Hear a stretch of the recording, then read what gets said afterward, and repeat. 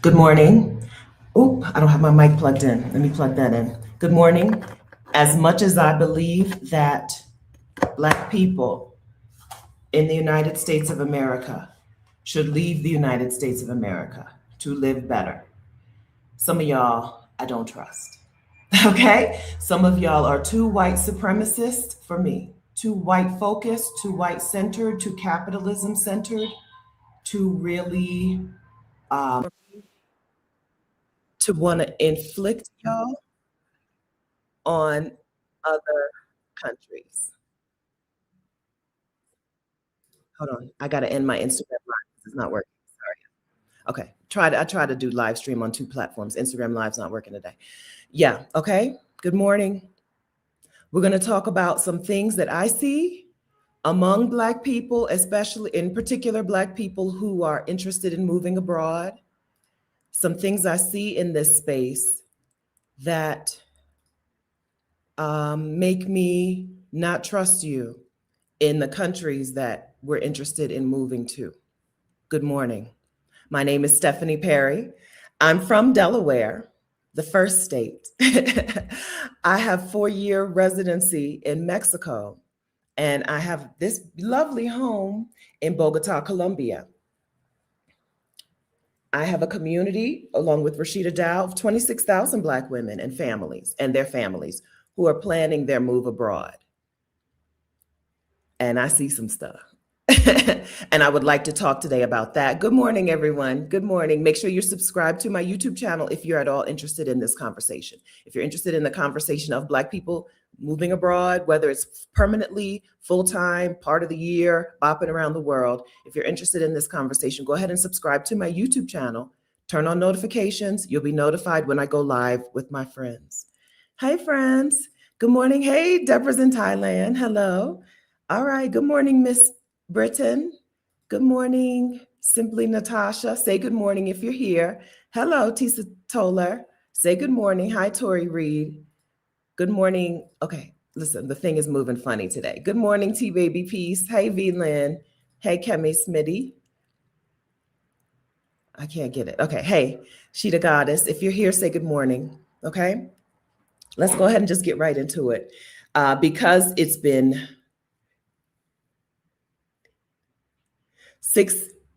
almost 7 years of me having this YouTube channel and talking this talk, because it's been 200,000 subscribers. We've hit 200,000 subscribers on this channel. Thanks for that.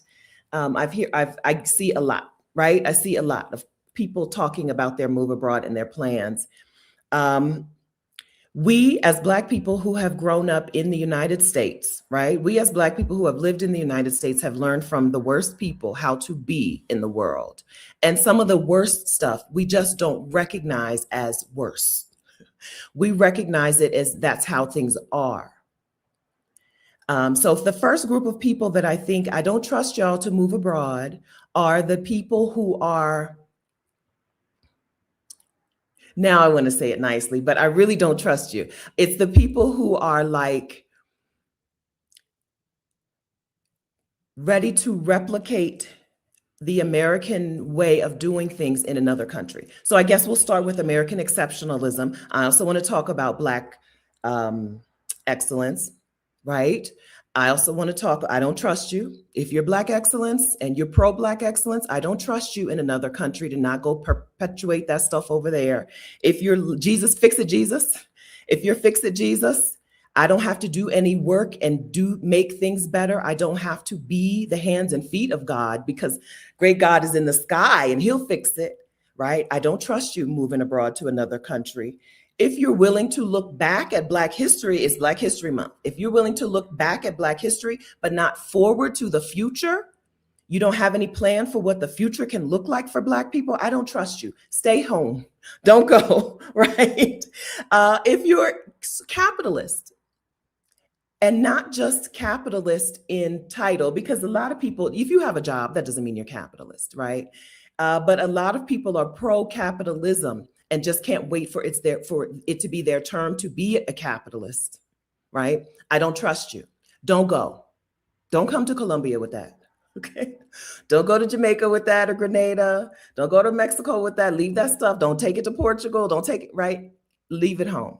There's some things that we need to work on ourselves so that we are not agents of white supremacy when we go to other countries. An agent is the person who acts in favor of or acts in, did I even look up the actual definition? AGENT. Person who acts on behalf of. You don't have to be white to act on behalf of white supremacy. We've seen that pretty recently with ICE. Lots of agents of white supremacy, lots of literal ICE agents are Black and brown men, right? So you are an agent of white supremacy when you perpetuate white supremacist ideologies in your life and out in the world. At one time, I, Stephanie Perry, was an agent of white supremacy when I believed that hard work was the pathway to a better life. Because white supremacy, that's fruit of the slavery tree. Slavery teaches Black women that we need to work harder to get less. And when you, even if you don't like the concept, if you say, I need to work harder while still accepting less, you are an agent of white supremacy. I've been an agent of white supremacy. Now, that didn't last long for me. Okay, that didn't last very long. But I really want us to examine ourselves before we show up in a new country, in a new place, and bring that old stuff with us. Okay? So I ran through my list, but I'd like to talk about this list individually. I said, American exceptionalism, I don't trust you. If you're fix it, Jesus, not what do I do? How do I have faith, be religious, even be spiritual. But if you don't see your role in it, if you don't see your role, I don't trust you. I don't trust you. Okay. American exceptionalist, fix it, Jesus, landlord, land ownership, without community. I don't mean all landowners are horrible people and terrible neighbors, but if you don't, we'll talk about it. And what else did I say? If you can look back, but you have no vision for Black people in the future, I don't trust you. Okay? So maybe we'll do these in the regular order. How's everyone? Happy Black History Month. All right. I've been I started the month of February feeling hibernating, right? I was hibernating December and January. And February, I was like, you know what? I'm not done yet. Decided to come out of hibernation last week. I guess it was the 1st of February. And don't you know, it promptly gave myself food poisoning, which I just could not get rid of. I'm regularly a person who gives herself food poisoning because I will eat. How old is this? I'm eating it. We'll see. But let's roll the dice. But I just couldn't shake it. And it was days and days of me not eating food or not keeping food in. Super shaky, super unwell. But yesterday I ate breakfast and dinner and it all stayed in. So I'm on the other side of this thing. Okay, let's first talk a little bit about American exceptionalism and how that can show up when you move abroad. First, the United States of America is not exceptional. And the way that the United States of America does things is not the best way. I'm going to give you an except for comfort. Comfortable bedding, comfortable furniture. That's a thing the United States does extremely well compared to the rest of the world. I've been on 6 continents, not 7. I've been to 6 continents, and I would say we do comfort better than anybody else in the United States of America. Everything else you think that America is exceptional at, it's not, except for, I guess, propaganda. It's very good at telling you it's exceptional, right? And the United States is very good at like being in other people's business, minding other people's business. colonialism and colonization and all of that. But the things that you think are great about the United States, when you get to other places, you'll learn that they probably have a better way of doing it. Their way of doing it probably includes some thought for the person, the people. Because the United States was founded on, there are countries in the world that existed before capitalism existed. There are countries in the world that existed before the current economic system existed. And so not everything is only informed by capitalism. Not everything is only in service to capitalism. There are places in the world where their systems make sense for their people. Now, some of it may still pull back, right? So we pull back the curtain. They made capital, right? So there are places that have universal health care. It's not capitalist of a country to have universal health care, right? It's not capitalist for you to be able to fly to Mexico and get your well women's exam for $90 is not capitalist, because capitalism says, how much can I get? How much can I get you to pay for this thing? Regardless of how much you need it. I don't care. I don't care. There's no need doesn't factor into the equation. How much you need this thing to live doesn't factor. Right? Being able to fly to Colombia and get a full set of braces, right? For the price of, I don't know, for a full set of braces plus all the maintenance and stuff for maybe $1,200. It's not capitalist.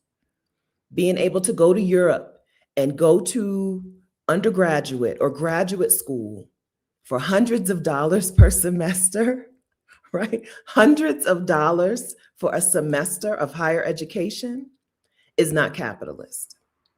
Some of this is because some of these countries existed before capitalism existed. The United States of America, as we know it today, did not exist. I'm not saying that the land was here and there were people here, right? Don't misunderstand what I'm saying. But the United States of America did not exist before capitalism. And of course, before slavery. And so all of our systems are fruit of the slavery tree. The United States has this huge population of Black people and Indigenous people that it does not want around. And so its systems are in service of making sure that those people don't really stick around, right? How do we not benefit them? When you go to other places and you expect them to function in the way the United States is functioning, you're being a white supremacist. You're saying that this way is better than their way, because probably this way is a more capitalist way.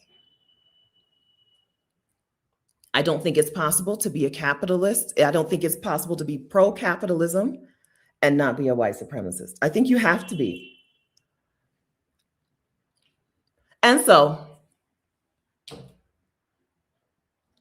American exceptionalism, going someplace and trying to recreate the United States of America in that other place, is white supremacist of view. What does that usually look like? Sometimes we see people, I don't want to talk about land. Okay, we'll do land and home and land ownership next. But sometimes we see people just complaining about everything when that's how they do it. Mexico is loud. Mexico is loud. They be out there, okay? The man who sells the big containers of water, right? The filtered water, there's a song, and he drives down the street or rolls his cart down the street, it's usually a truck. And there's a song that plays so that everyone knows it's time. It's time. It's time to go exchange your old water bottle for the new water bottle. The man who buys and sells washing machines, he has a song and he plays it. It's a pre-recorded song. It's one of my favorite songs. Se compran lavadores, secadoras, right? Se compran.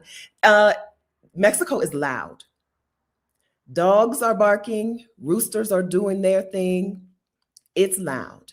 And you do see white people or Americans, not just white people, you do see Americans talking about they're loud. This is too loud. I'm going to tell my neighbors to stop being so loud. I'm going to call the police. White people in particular, black people don't usually do this. White people in particular will go to Mexico and call the police in Mexico on their neighbors. And the police will be like, what is wrong with you? What are you thinking? This is not what I'm here for. Se compran colchones, tambores. That's my song. I don't hear it here in Bogota. I heard in Mexico and Costa Rica, they do. It's the same song in Costa Rica. Somebody's got the rights, right? It's the same song in Costa Rica. I have not heard it once here. There's a bookman who comes by and he sings about books. He buys and sells used books and he walks down the street with his cart. I've heard his song. And then there's another, I can't figure out what the other song is. There's another song I hear come by my street all the time. I haven't yet figured out. I haven't gotten up in time to see what it was and who it was. All right, going someplace and being like, they're too loud, they're too this, they're too that. They don't do this, they don't do that. How white supremacist of you. If you don't just enjoy the joy, in Bogota, the fruit man, there might be a fruit man. I can't place his song. I know the bookman song. All right. The way things are in the United States is designed specifically to hurt you. And so if a thing is done in another country in a different way, it's probably not designed to hurt you and might even be designed to help you. So in the United States, we're very spread out. We're very suburban, right? Lots of highways, lots of parking lots. All of that is designed or was originally designed to separate Black people and white people. White people didn't want to live with Black people. They made highways and suburbs and parking lot after parking lot after parking lot, right? When I drive, anytime I'm gone for a while and I drive back in the United States, I'm like, good Lord. Shopping center, parking lot, shopping center, parking lot. Like, why is there no mixed use land here? I know why, because they did not want to live with Black people. White people were like, we're not staying here. We're leaving. Black people, Black people moved into the city from the South. We're leaving the city. And we're going to put up highways. We're going to separate them. They can't even get here. We don't even want them to be able to get here. So if your city, if Bogota, you come to Bogota and there's not really highways, it's just street traffic. I don't care. The ride from the airport to my house is 25, 30 minutes. We spend about 4 minutes on a highway. It's street traffic and not really grids, just streets, right? Street traffic. They don't really do highways right here. Your system was set up in the United States for specific racism purposes, okay? They didn't do that here. They were like, we're not bulldozing cities. We're not bulldozing entire neighborhoods to put up highways. Y'all will drive on these streets. When I was in Mexico City and I drove to the airport, damn near died, okay? The drive from the hotel in Polanco to the airport, girl, I almost lost my life, okay? Because it's not set up like it's set up in the United States. Traffic and roads and highways, they're not set up that way. It's a different system. You're not coming down here to Latin America talking about we need to do things this way. We need highways, we need whatevers. The highways and whatevers were designed specifically to keep you down, okay? Do things their way. Are we good with American exceptionalism? We can move on from this topic. Anything else about this? It's not true, okay? The United States is not exceptional at things. When you get places and you see, I'm telling you, when I went to Japan in 2015, I was like, my country is behind. When I went to Japan and rode on the train from the airport to the downtown or whatever part of town I was staying in, and then checked into the hostel, and then went to the restaurant where you order your food from the vending machine and then they bring it to you. A person brings it to you. I was like, oh, my country is just behind. Is Japan in the future or is the United States behind? Sid Noble, racism in the petroleum industry. Yeah, a few industries really ruined the United States of America and what it could have been if the United States the United States was like a few steps away from being better, right? Once they decided to abolish slavery, they had the world open to, like, every possibility open to them.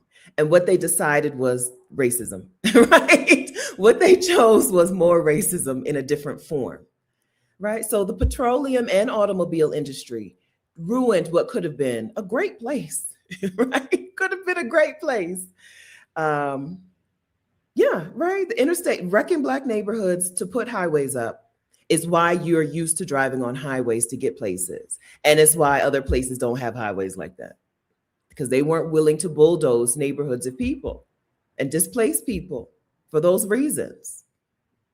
So when you get places and you're like, oh, all this street traffic, where are the highways at? You sound ridiculous. That's Stockholm syndrome, baby. You sound ridiculous, praising the very structures and functions that destroy Black wealth forever, right? The very structures that bulldoze neighborhoods, that ruined any opportunity for Black people to financially rise. You're praising that structure? You sound ridiculous, and I don't trust you to move abroad. Don't come here. Don't come here. You're not you're not going to like it. I'm not going to like it. Don't come here. Okay? So next, I would like to talk a little bit about land ownership.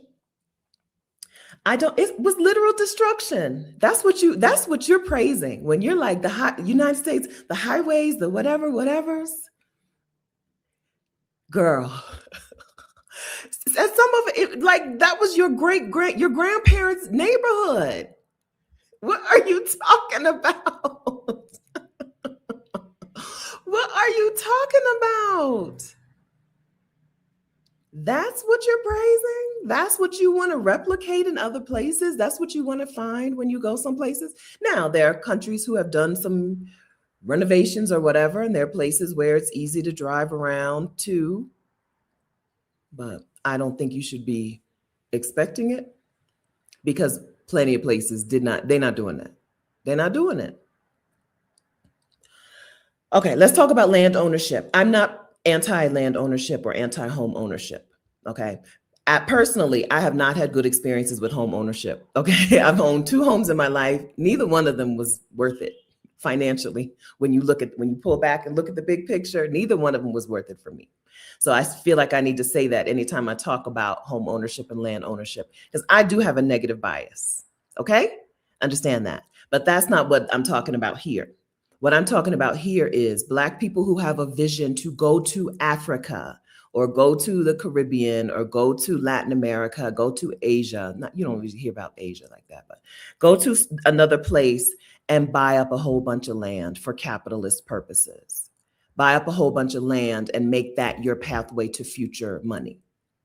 Whether you're going to buy and parcel out the land and resell it, buy it and build it up, buy it and whatever. That is, I don't trust you. Don't move here.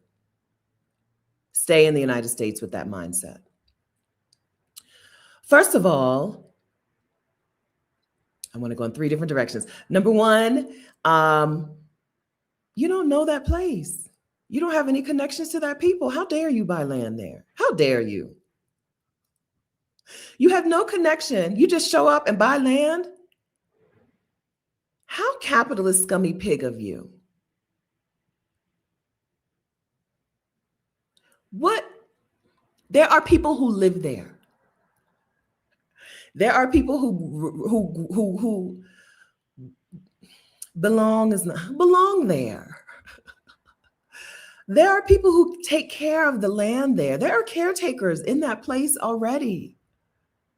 How dare you just show up and be like, I'm buying hectares of land and whatever. How dare you? That's why they don't want you.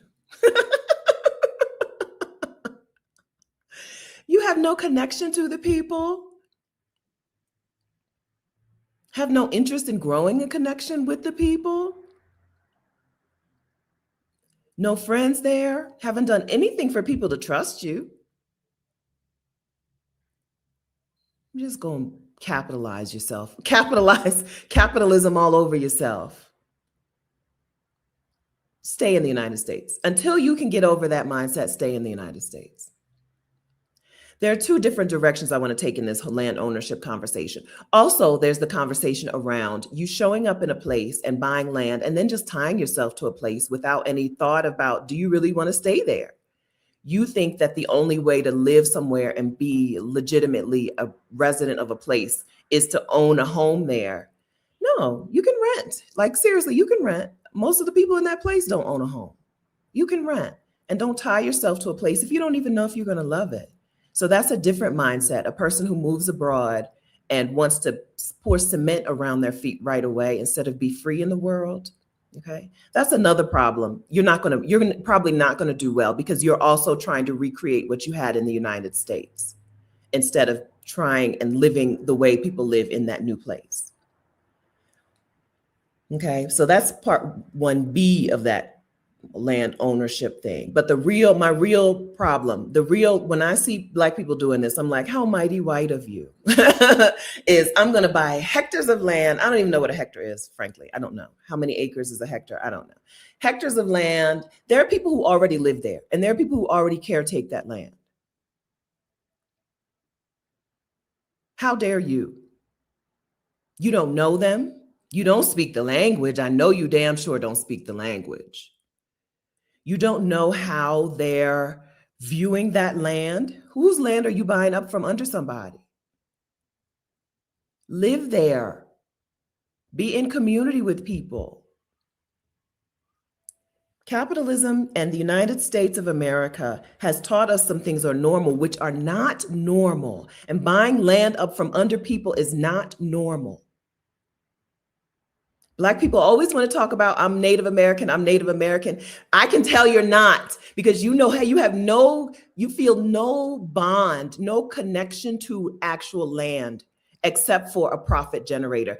Baby, you're not Native American. It's not in you, okay? It's not in you. You can't go to powwow enough to become Native American if that's your mindset. That's not in you, okay? No, you're not, okay? I see you. I see you. The idea that land is a commodity to be bought and sold, you can unlearn that. And I wish you would before you leave and go somewhere else. Don't come here with that mindset. I'm right, Nick Tricks. Am I right? You can see it. I see you. I see you. You're not. No. It's not in you. Some things are in us genetically and in our DNA. And I think if you are a Native American, 1 grandparent, 2 grandparents, 3 grandparents, 4 grandparents, I think that should be a thing that comes out of you. That's a thing we should be able to see that, right? We should be able to see your reverence for the land. It's like their whole thing. It's like Native Americans' whole thing. I don't see it. You don't have it. You don't have it. Okay. I think I should be able to see that. I think I should be able to feel that land as a thing to be bought and sold for profit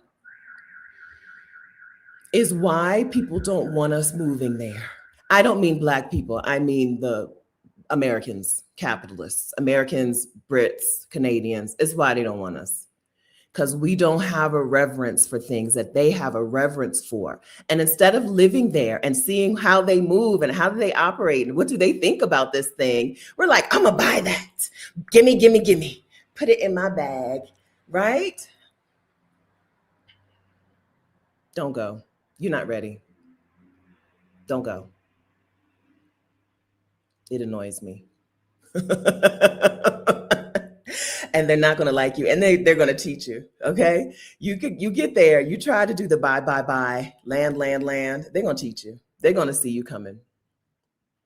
Because one thing about a capitalist, you're pretty easy to hustle because the greed is inherent in capitalism. It's inherent. And they're going to be like, oh, okay. Greedy people are so easy to cheat. It's so easy. Right? So it makes me so angry. It makes me very angry. Okay, so these are some things that I think I would love to see addressed before our exodus. I believe sincerely, I don't think I started the video this way, and I should have. I sincerely believe that we are in the midst of the next Black migration. I think that historians and number people, census takers, and anthropologists, when they look back, when they're decades in the future, right? When they look back at the Black migration, the starting date that they'll put down, right? It has already passed. We've already passed the point of the start date of this next Black migration. We're aware of the Black migration where Black people moved from the rural South to cities in the South and North. Cities in the South and the North, right? We're aware of that Black migration. It lasted decades. My mom's family is a part of that Black migration, right? They migrated from the St. Augustine, Florida area to Delaware. They were migrant workers. My grandfather was a migrant farmer, and he used to work the seasons, work up and down the East Coast, work up and down the East Coast year after year.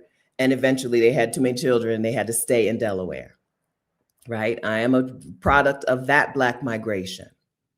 I think that we're in the next Black migration. And I think that it started November 6, 2024, quite possibly. And I think that this time the migration is moving out of the United States. Some of us are moving to homelands, right? Some of us are moving to West Africa, but not most, I think. It's a big world. A lot of us are moving to places where if we have Caribbean roots also, a lot of us are returning to the Caribbean. And a lot of us are just going wherever we want, right? Latin America is a wonderful place. Asia, especially Southeast Asia, wonderful place for Black people. And so this Black migration happening, I'm aware of it.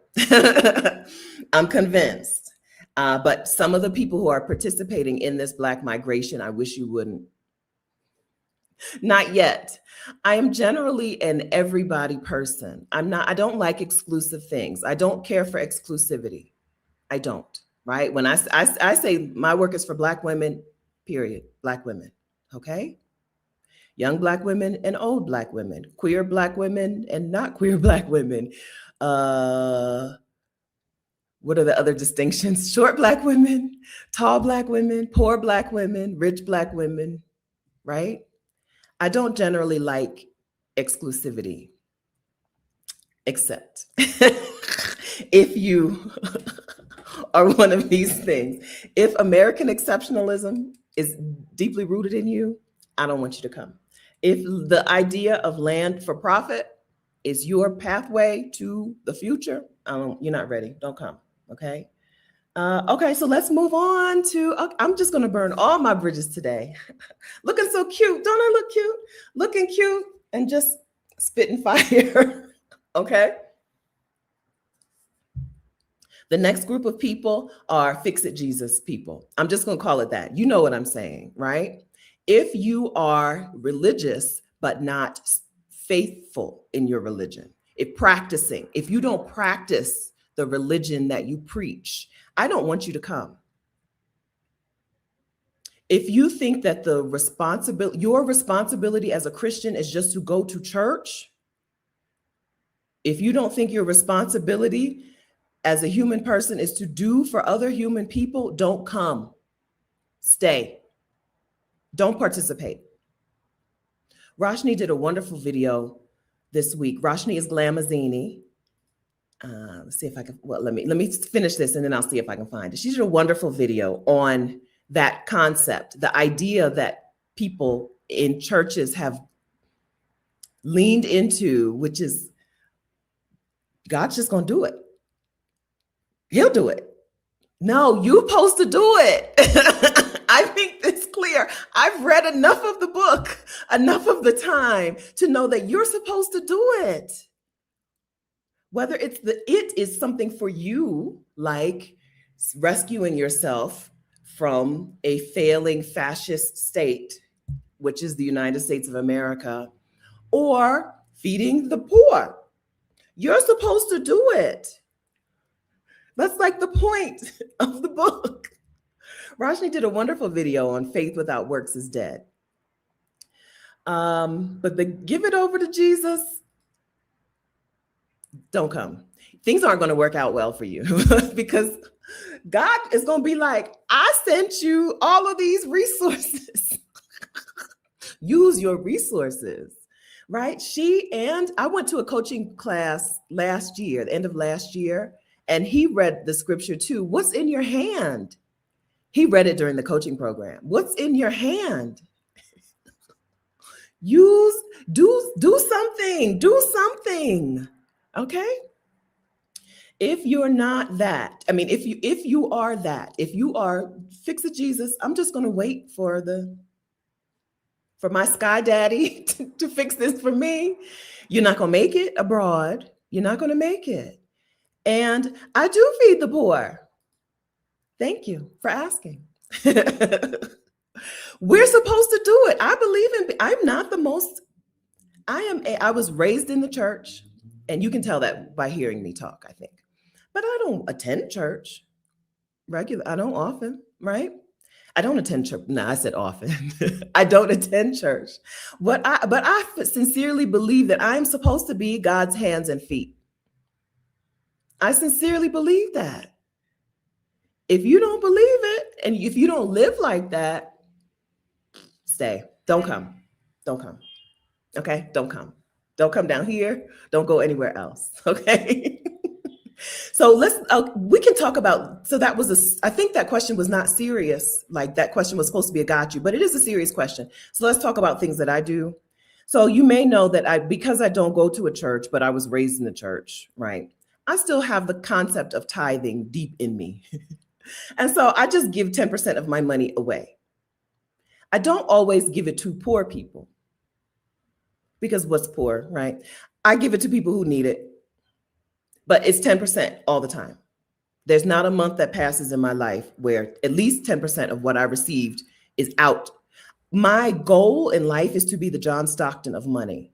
John Stockton is not a good person, it turns out, but that is the only name that I can come up with. I am a child of the I was a basketball watcher in the 90s.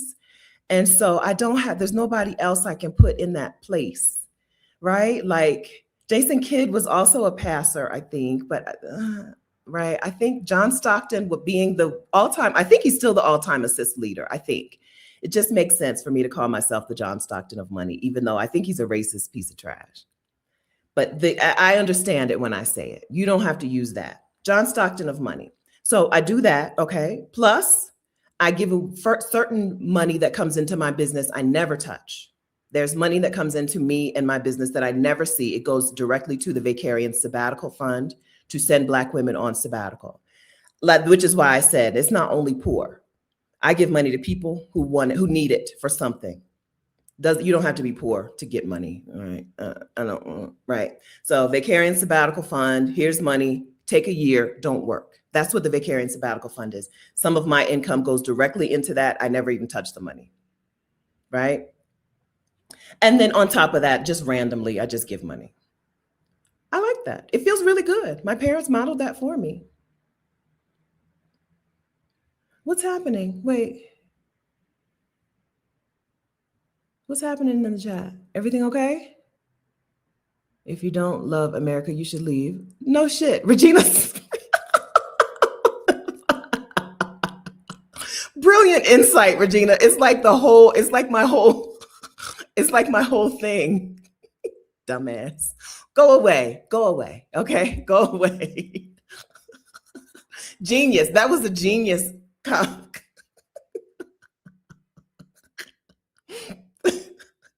Brilliant. Florals for spring. How groundbreaking. I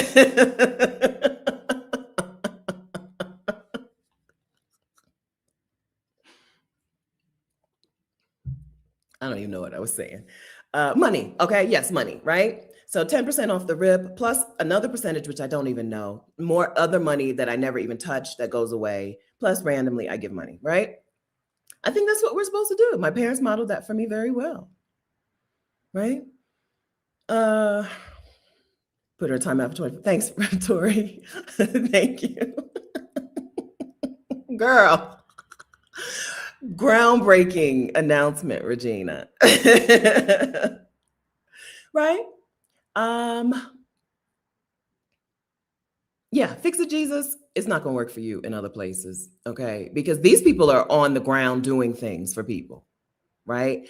In Mexico, you don't pass a person who is sitting on the ground asking for change without Mexican people giving them change. They give them money, right? And then you don't do it, and you look like a horrible person. You better get used to carrying some loose coins on you in Mexico. You better be carrying loose coins on you, because one thing Mexican people do is they give money to the poor. Them ladies sitting on the street, on the ground outside of the grocery stores, the men in the middle of the street juggling juggling or doing acrobatics for coins, they roll down their windows and they give them people money. If you believe Jesus is supposed to fix it and you're not coming up off no coins, you're going to look like a real a-hole. Right? They will notice. Okay. You better have you some coin, better have you some loose change. Colombia is a little different. So I don't drive. Have I ever driven in this town? I've never driven in Bogota. But in Ubers and stuff, they don't do that here. I have not been in an Uber yet where they roll down their window and give cash.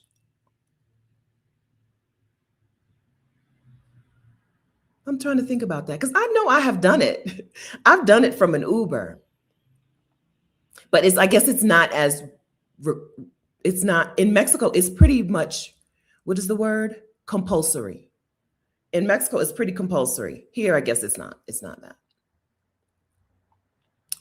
But you better find a way. Okay? You better find a way. Find a way to make sure that you are acting as the hands and feet of whoever your God is, right?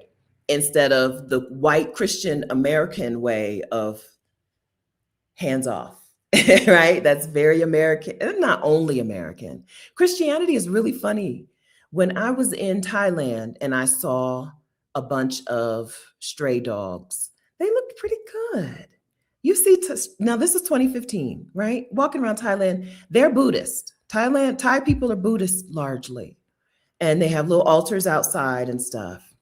And I'm like, I think they're using these altars to feed some of these stray animals on top of just putting food out and water out because they looked really good. And then you go to the Philippines, which is a place I love and the people I love, but they're Christian, largely Catholic, and their stray animals looked awful, not cared for, mangy, sick, right?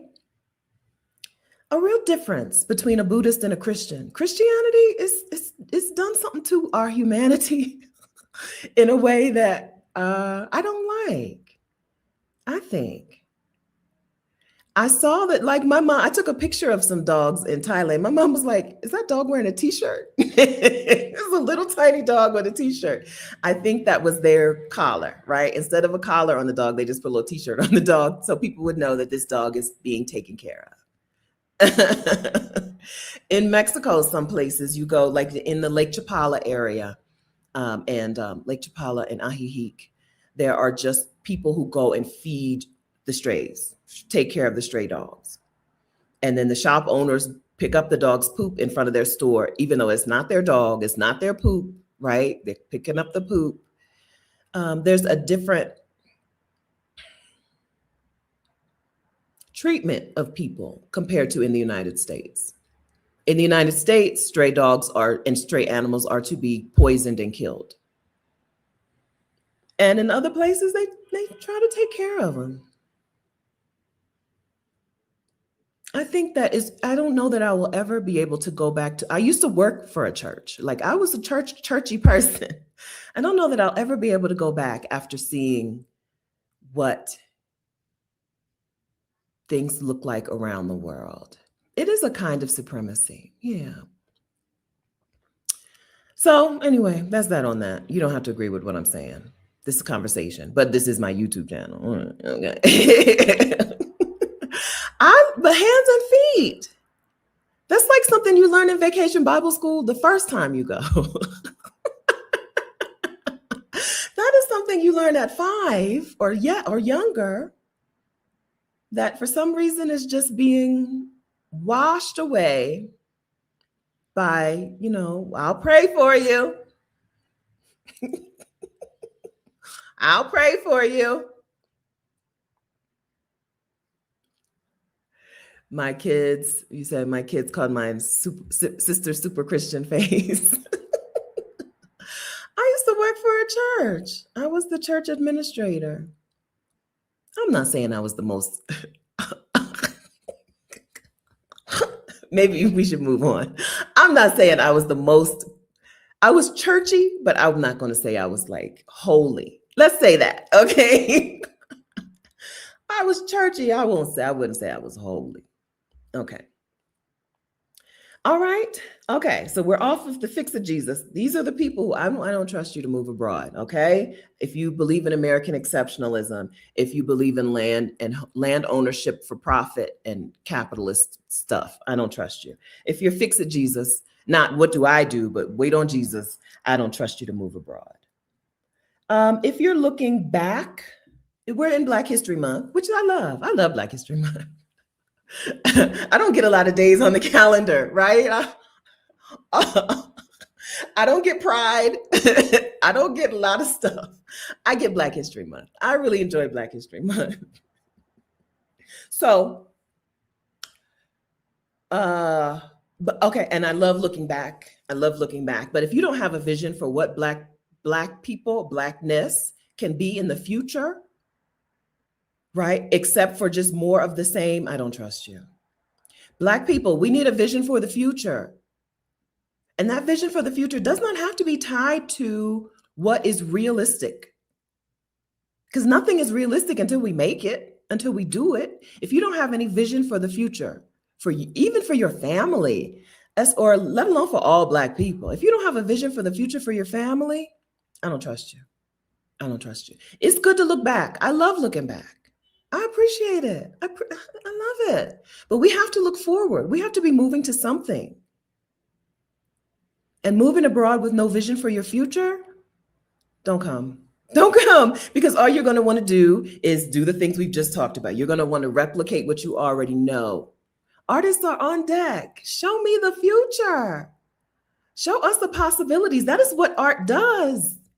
I've been thinking about that a lot. I'm in Bogota, Colombia, and I would love more Black American people to move down here, right? Because it's nice to have friends who you understand each other, right? What did I just say? Oh, florals for spring, how groundbreaking. That's not a Black thing, but that is a thing that I don't know if the average Colombian would laugh at that joke. But I think about how do we also bring Black art with us where we go around the world while still engaging with the art of the people there? How do we bring Black art with us? And is it too late for some Black art? I am pessimistic about things that you would be surprised about. And I am pessimistic about Black music. I think we've missed the opportunity to save Black music. I saw Sinners, and I know he's saying it's not too late. Okay, that's what I took away from Sinners. Ryan Coogler thinks it's not too late to save Black music, but I do. I think we've surrendered Black music, in particular, jazz, hip hop, R&B, gospel. We've surrendered them to white people. And and Asian people and everybody else, and I don't think we'll get it back, but maybe that's my problem for thinking about going back instead of going to the future, which is what we're talking about right now in particular. I think about that a lot. How do we bring art with us where we go around the world? Our art, because our art is the trendsetter and it is the culture maker around the world. How do we bring our art around the world with us while still engaging with the art there? I don't think you can have too much art. Good news. I don't think we can over art anything. I don't think there can be too much music, too much art, too much fashion. So I don't think there's a zero sum game. So that's good news. But then how do we do it? Like in my home is still kind of empty, but not empty, right? It's time to fill it up with art. How do I balance being a Colombian lady and being a Black person, a Black woman? How do I balance that in the house, in the art? Because I would like for this house to look like a Black woman in Colombia, a Black American woman in Colombia. That's how I would like it to look. How do I do that? Like, is there a real balance? Is it just, it'll be fine? Do I need to be careful and curate? Or can I just throw everything in here that I like and hope that there's a mix? So I think about that. I think we need to have a vision for what the future is for us. If we're going to be around the world, if Black American people are going to be around the world, what is that vision and what does that look like? How does it feel? I think we're already seeing, I don't know a good word to use here because enclave is not the right word. An enclave is isolated from the rest of the place. But we're seeing pockets of Blackness, of Black Americanness popping up around the world. In, Mexico City and Puerto Vallarta and San Miguel de Allende, Mexico, right? In Panama City and the other place in Panama, in other places, Chiang Mai, Thailand. But what about the art? What about our art? We're seeing those pockets. And we're seeing how well it can be done, how well we can be a community inside of a community and still be connected to the new place and not only just an enclave, a bubble. If you're not thinking about these things and your plan is to just go someplace and be an enclave and not engage with the local community, I don't trust you. Don't go. Stay home. Stay home.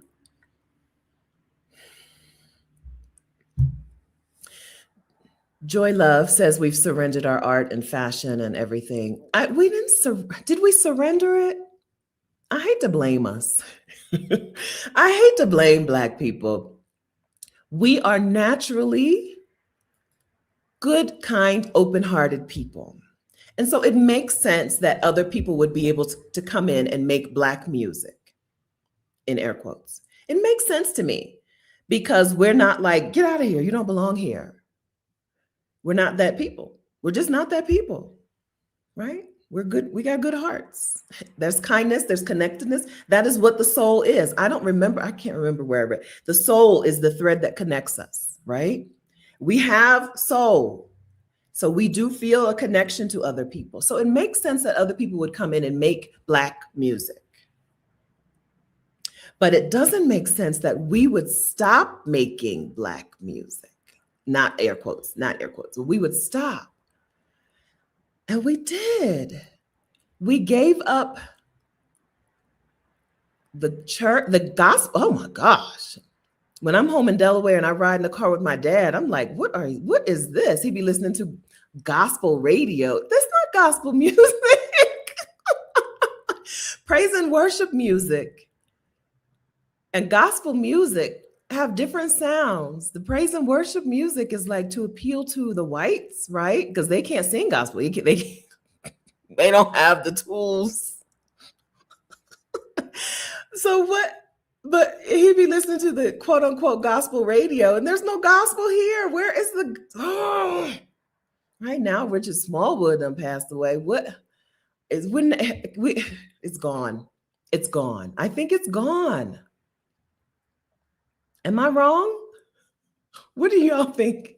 Woven Psalm says it's been adulterated. Absolutely. And we don't have the tools to bring it back. I'm pessimistic about this one thing. Okay. I'm pessimistic about a lot of things, surprisingly. But this is a thing I'm very pessimistic about because who's got the tools to bring it back?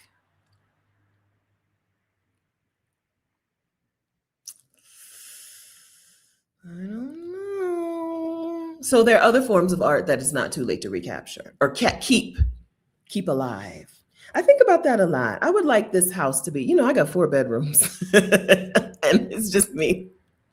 I would like this house to be some sort of thing for some sort of artists while it's just me, right? And if there's no children in this house yet, I would like this to be a little arty house, but I don't know how to do that. I don't know. I wish somebody would take that as their thing, right? Just like I took the there it is. Just like I took the Princess Umi, what she say? Just like I decided that I was going to make Black women moving abroad my thing. I wish someone would make preserving Black music their thing and teach us. I teach Black women how to move abroad and their families. I wish somebody would make it their thing.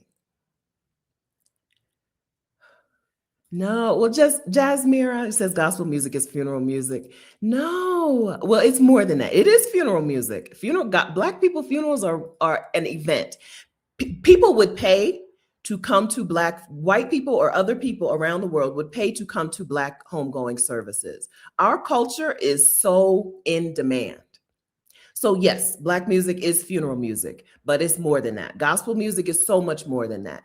You have a soul, Black woman, and that soul responds to the same chords, the same music, the same rhythm that your ancestors heard. They hear it in you. So when you go to Black churches, I saw on Threads the other day, somebody was like, now, are we ready to admit that the Holy Ghost is made up? Catching the Holy Ghost is made up. Y'all faking it. Absolutely not. Maybe you don't have a soul and maybe your ancestors never rose up in you, but I felt it and I know it's real. And there is something in the music that resonates. And it's what other people can't capture. It's why when you hear a Korean choir singing Richard Smallwood, they might sound delightful.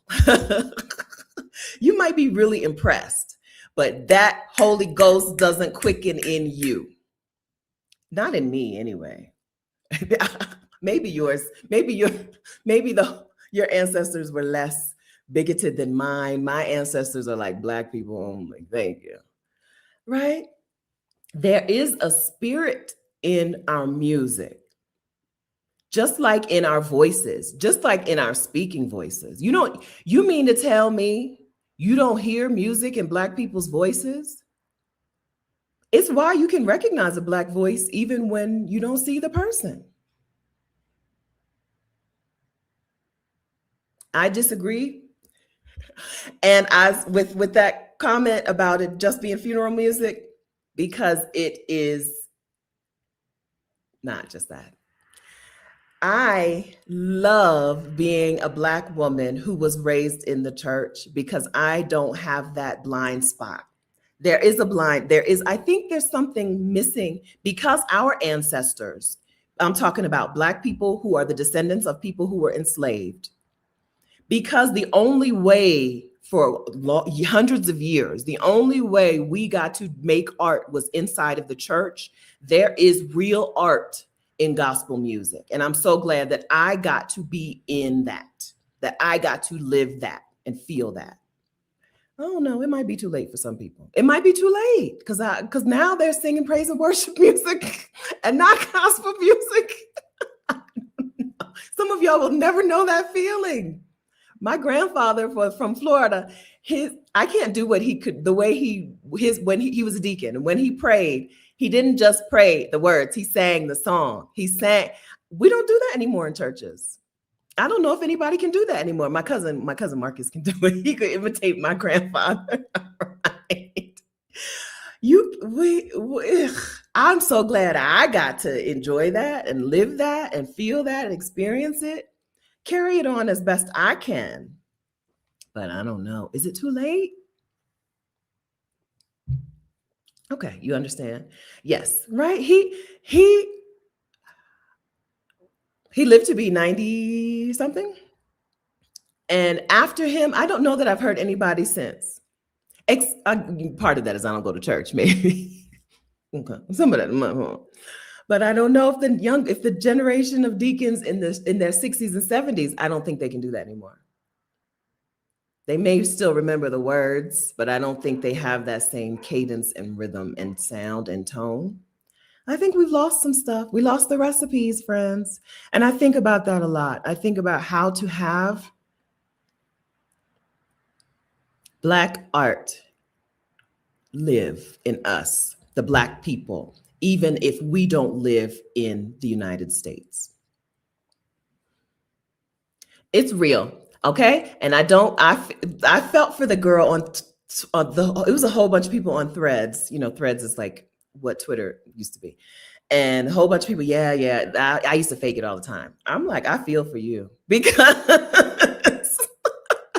girl, there's no feeling like it. It's not, and that's how I know it's not just the Holy Spirit. It is the Holy Ghost. And it's your people in here, your ancestors in here. There's resonance in that. It's not because anybody, technically, white people they're white Christians. They don't feel that. And when you see them pretending, you know they're pretending. Anyway. Nichelle says Black art is not lost. It's just not all mainstream. Okay. So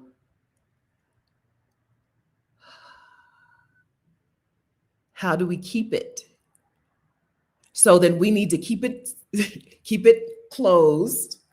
Then if there are, okay, this makes me feel good. Okay. If there is Black art happening, and it's not mainstream, that's probably good news because then other people can't come and steal it, bastardize it. But then how do we share it? Can we have a Black internet? Where is the Blacks only internet, please?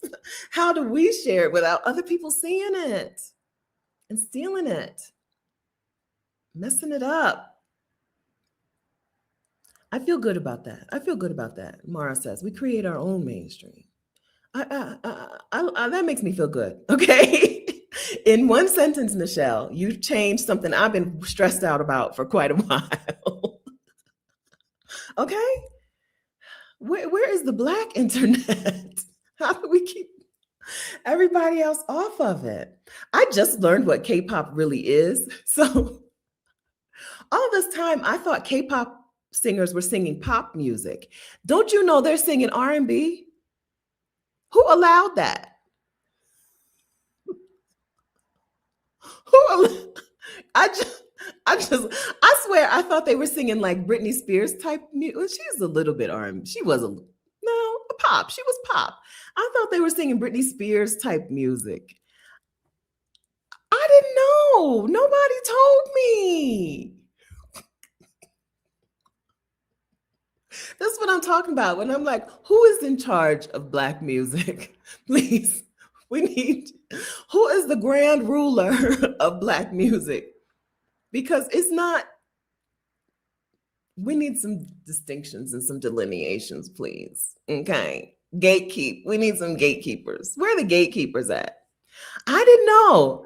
I know K-pop has existed for quite a while, and I know people love it, and I know the Black women love it because we're missing R&B music in Black music. There's no R&B in Black music anymore, so I can understand. But also, no, sit them people down.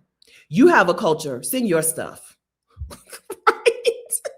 Wear your clothes. Talk how you talk. You don't even speak English. Why are you singing these songs? That's not you. Anyway, I didn't know. I know K-pop is in Korea, but what I'm saying is what they're singing is R&B. And they're pretending to be black, right? Their dance, their speech. I didn't know. I promise y'all, I didn't know. If I had known, I would have been railing against this for quite a while. Yes. Okay. So listen, also, let's talk about this. Black men cannot be trusted with the culture. They cannot be trusted with the culture. Okay. They don't value us, they don't value blackness. They only value it as a commodity. Somehow, Black men sold themselves out to capitalism so early and such a long time ago and have no shame about it. They cannot be trusted. That's another conversation. Are y'all still with me? While we're in Black History Month, maybe this was not a conversation for today, but whatever, too late. Um, yeah.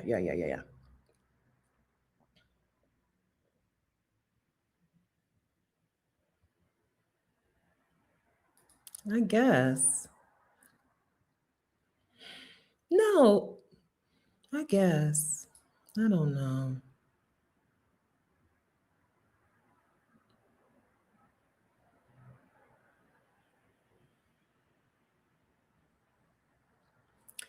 Yeah. So where is the black?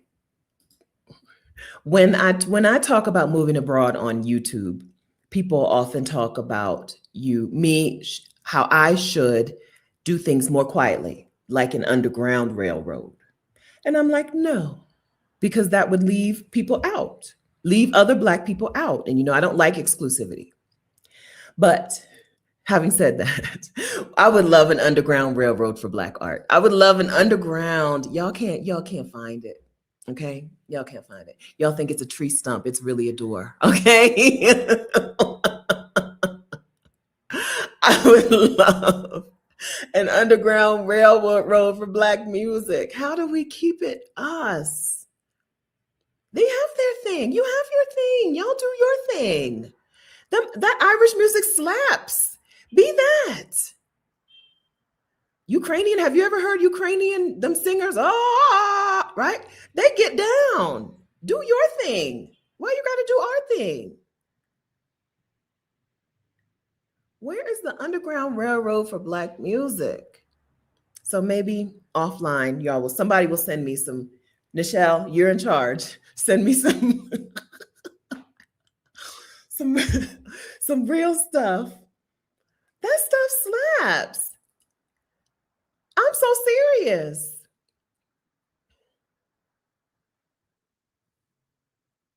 Do that. Y'all do that. Do your thing. Why are you gonna come over here and do our thing?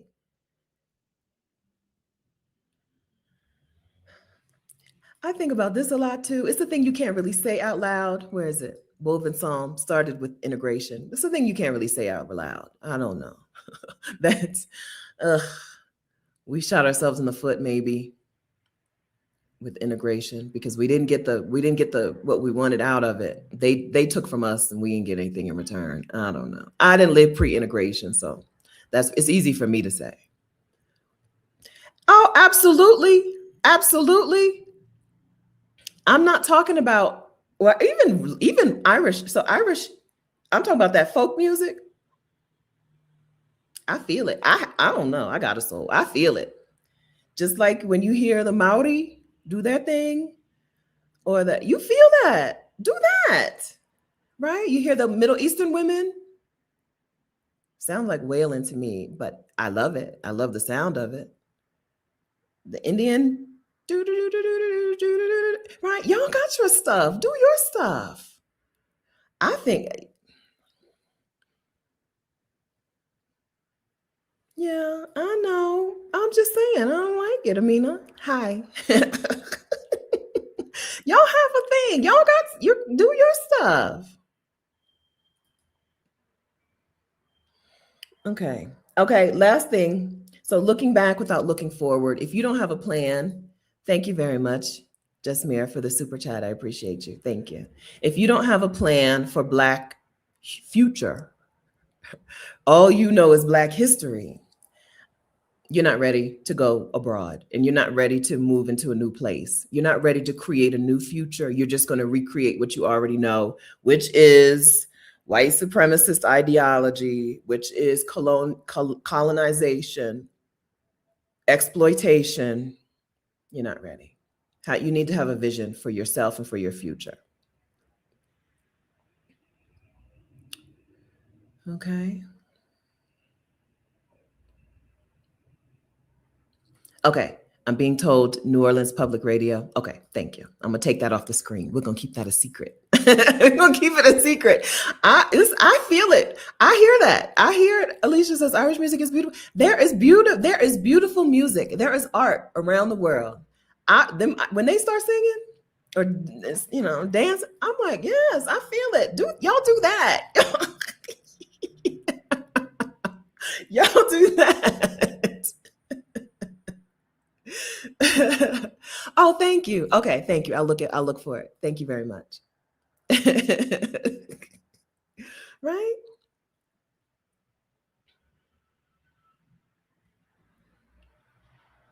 Yeah, and they do have rhythm. They do have rhythm. Yeah, there's all over the world. There's beautiful music. There's beautiful art. You don't have to just imitate Black people. Like, do your stuff. Y'all have a thing.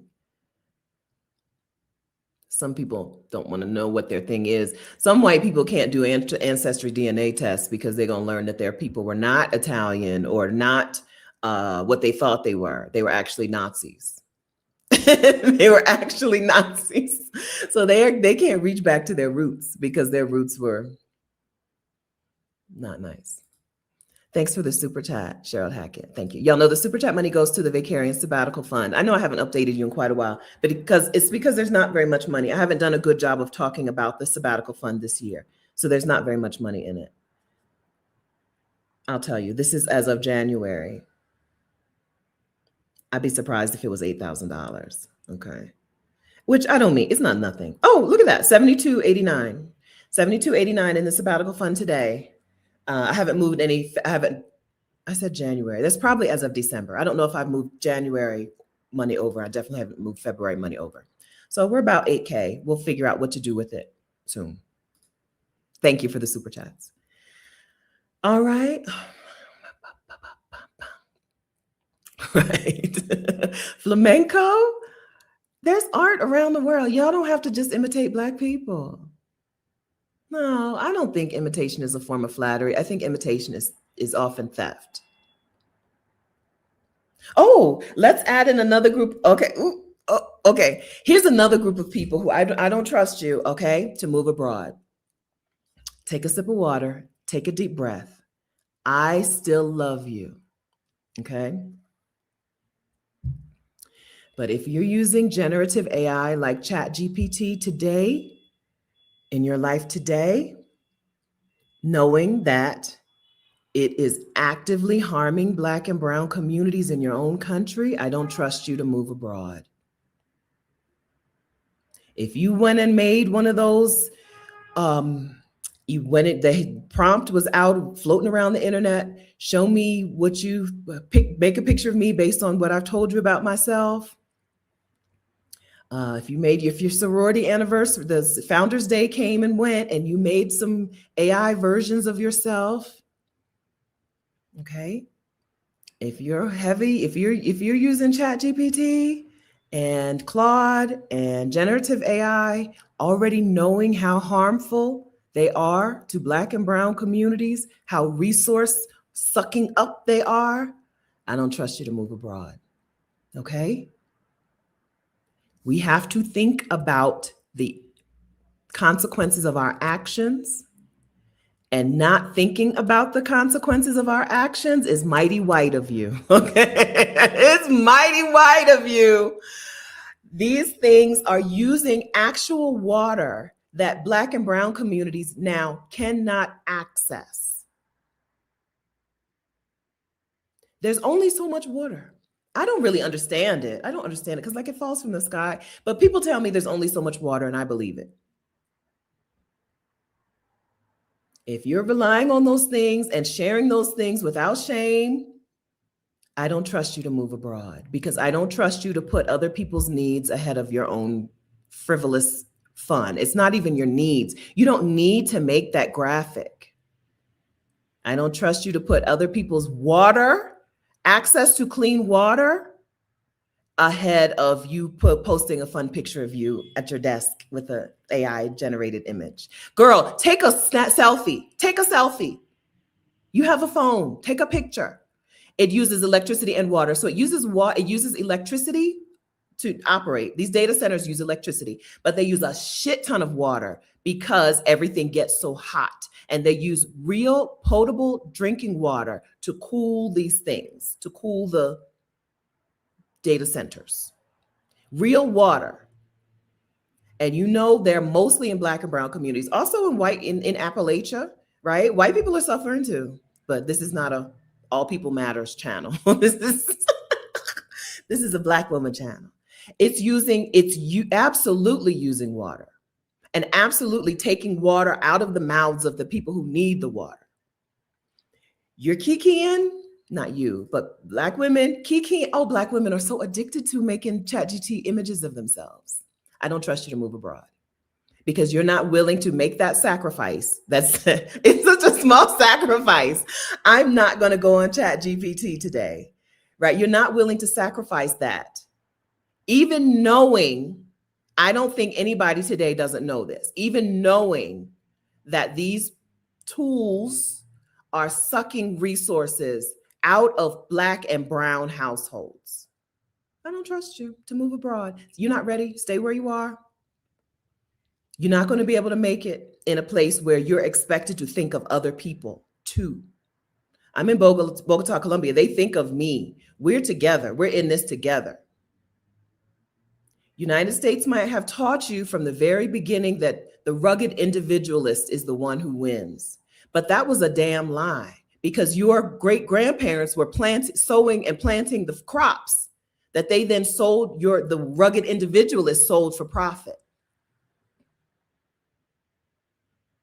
Your people were planting and sowing those crops so that the rugged individualist who did it all himself could get rich. So you bought into the lie that you matter more than we matter. Don't move abroad. Don't come here with that. You're not going to make it. They're going to drive you up out of here. And I don't want to get caught up in that. I'm not that. Okay. I'm thinking about we. I'm a we here. Okay. I'm we. Don't do it.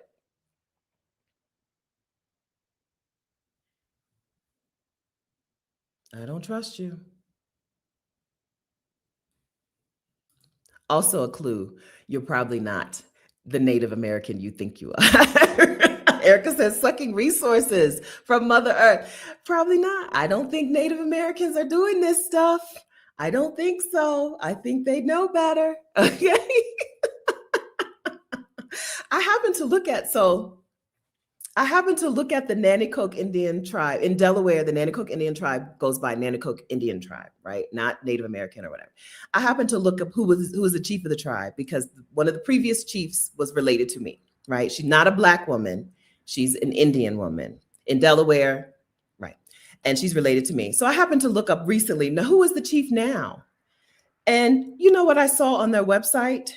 Not one piece of AI generated materials. I scrolled around on the Nanticoke Indian website not too long ago. Not one piece of AI generated nothing. Not a picture, not text.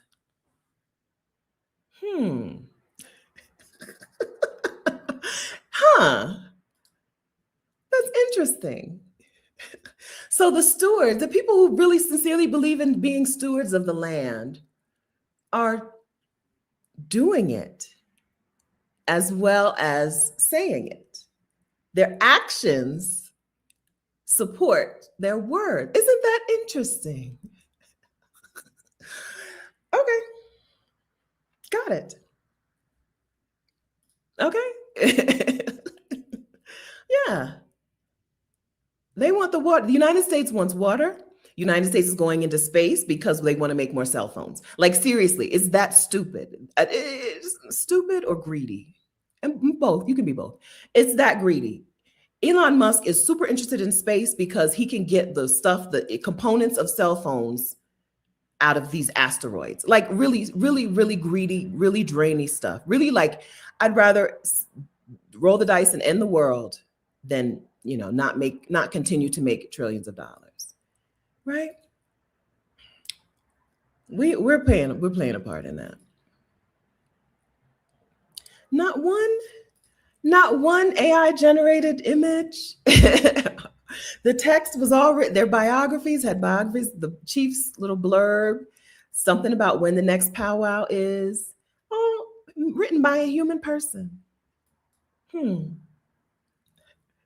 It's almost like they're showing us the way.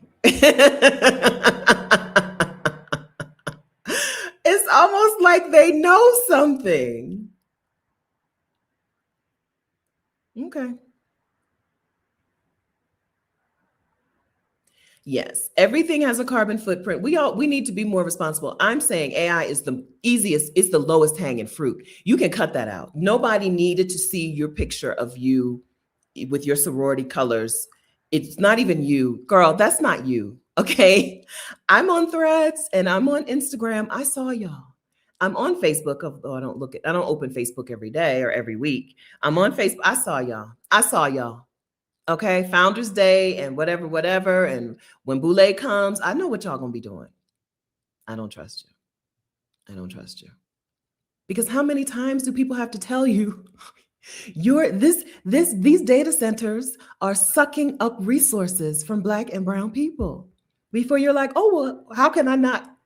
The easiest thing to do is not use generative AI. Like, it's the easiest thing. You've only had it for 2-3 years. It's the easiest thing to turn around.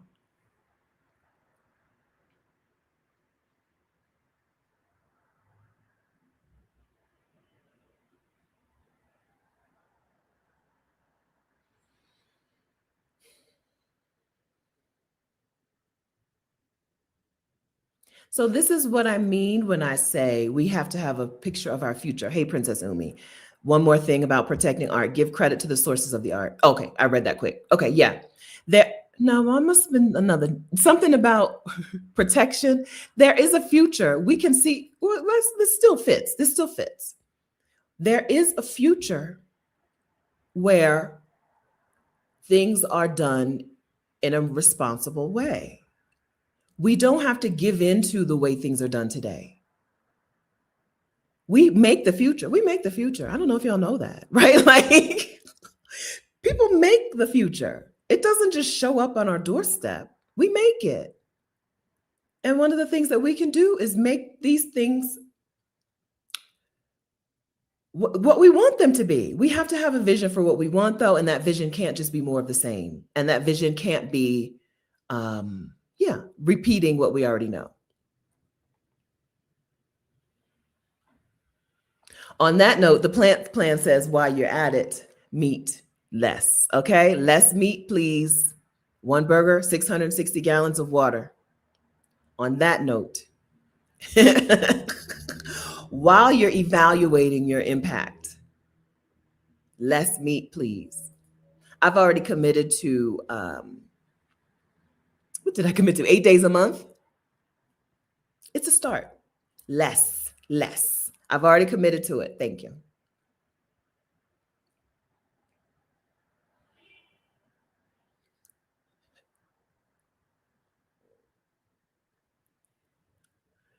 All right, where did we go? Where are we? AI. Okay, so the last group I don't trust. Okay, if you're committed to Black excellence, I don't trust you to move abroad.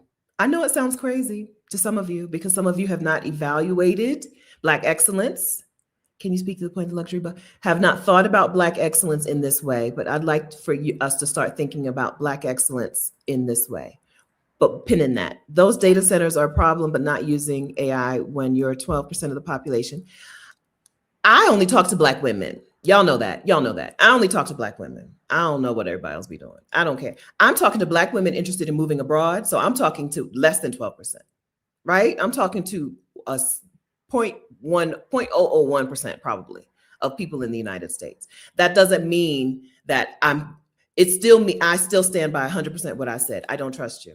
I don't trust. I still stand by that. If you can't sacrifice that one thing so that other people can have better resources, I don't trust you moving abroad. I still stand by it. I'm not on a grand scale, out in public, let's say, I'm not a blame Black woman person. I think you should know that by now. You'll never see me writing an article or posting on threads about blame, but this is a closed YouTube. This is my YouTube channel. I'm talking to Black women. And this is a thing that I mean what I said. I said what I mean. Yeah.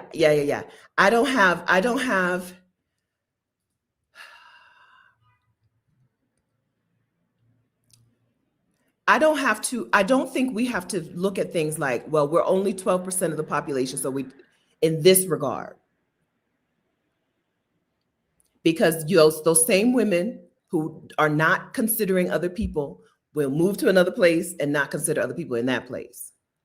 I mean that. You're not going to see me writing an article on Forbes talking about Black women are the problem with whatever. But this is my YouTube channel and where I only talk to Black women. So it only makes sense that my conversations are sometimes going to talk about things that are not our fault. We talked about Black music, right? The wholesale sale off of Black music, not our fault. But we still talked about it. We didn't invent K-pop. I still talked about it. Black women did not invent K-pop. And I still said, y'all, stop with the K-pop. Because this platform is because this is a community of Black women, I think that the things that we talk about often are going to be things that aren't our fault or where we're a drop in the bucket, but we still got to address us. I think we still got to address us. We're not Christianity. Black women are not Christianity. But I talked about money and being the hands and feet of God and how fix-it Jesus is not going to work. Nobody cared. Nobody said, stop blaming Black women when I said that. Even though we don't make up the majority of Christians, Black women worldwide, Black women do not make up the majority of Christians, right? None of these things I talked about, Black women make up the majority of. I think that the bucking back against AI is an addiction. I think there's an AI addiction. The reason that people so negatively react to me saying negative things about AI, when you have no thoughts about me saying negative things about Christianity or gospel music or land ownership, the reason is an addiction. There is a brain addiction to AI that has taken place. These white men have done that on purpose, right? Think about you, friend. Anyone who bucked back against that one point I made out of all of the points I've made today, why did that kick you in the gut when nothing else did? Could it be an addiction? If you didn't holler when I said Black music is whatever, if you didn't holler when I said Black church, if you didn't holler when I said, and you're not gonna holler when I get ready to talk about Black excellence, but when I say AI, you're like, you can't take it. Nah. You need help.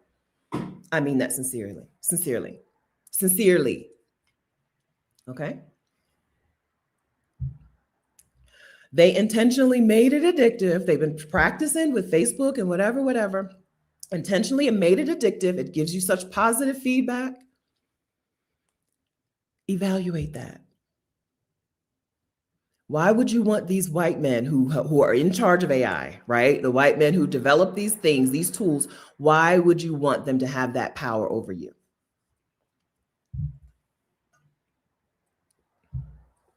There is a world where we don't use AI, right? There's no world, I don't think, where we don't use oxygen. There is a future where we don't even use money. There's a future where capitalism is not the way, right? Maybe we still use money, but it's not that. It's not you work for hours and then you're paid in those in hours and then you use that money to buy goods and services. There is a world, because there has been a world without capitalism. There can be a world without capitalism.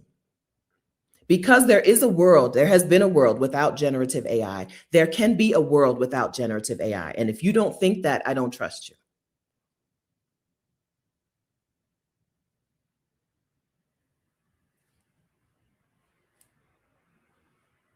Okay.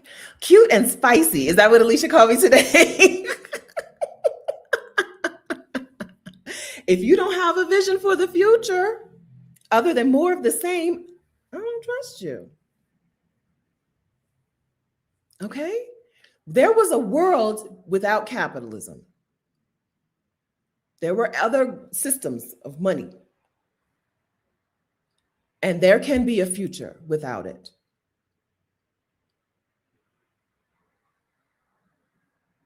There was a world without generative AI, without ChatGPT, girl, and there can be a future without it. Okay? Please. This shouldn't be so controversial. I feel like that was probably the least controversial thing on my list. I knew it was going to be the most upsetting because I know addiction is real. There are people who are addicted to generative AI, right? I know that. But it's not the most controversial. Yeah. I have said out loud, I don't think American white people have souls. And I've never heard a person be like, oh, don't say that. I believe that they don't have souls. I also believe that there will be a time when we're just categorizing humans and we will use empathy as one of the markers of a human. And if you don't have empathy, you're not going to be considered a human being. You'll be something else. Right? Because I think we're seeing that. And I've said that multiple times, and nobody's ever been like, not in writing, but to sit down and write out your dissertation about how I'm wrong about AI says something about what AI has done to us, to brains. Because if I would say soulless white people often on the internet. I say soulless white people often. Nobody bucks back. Maybe you don't like it. You might bristle, but nobody sits down and types out, Stephanie, here's why you're wrong. But as soon as I talk about Claude and ChatGPT, there you go. You've got to defend them at all costs. I think that's an addiction. I think so. The addictions do we cure addictions or what is the right terminology? I'm going to say addictions can be cured until you tell me that that's not the right terminology. All right, Black excellence. Black excellence is the concept. Black excellence is the desire to gain approval from white people by being a better kind of Black person. Black excellence is the constant striving for external validation. Black excellence is killing Black women. And I think that if you take the ideas of Black excellence out of the United States and take them around the world, you've got colonialism. You've got the idea that you alone are not good enough. You're not deserving. You're not worthy. You've got then the idea that people have to strive to be something else, something quote unquote better, to be deserving of basic human treatment.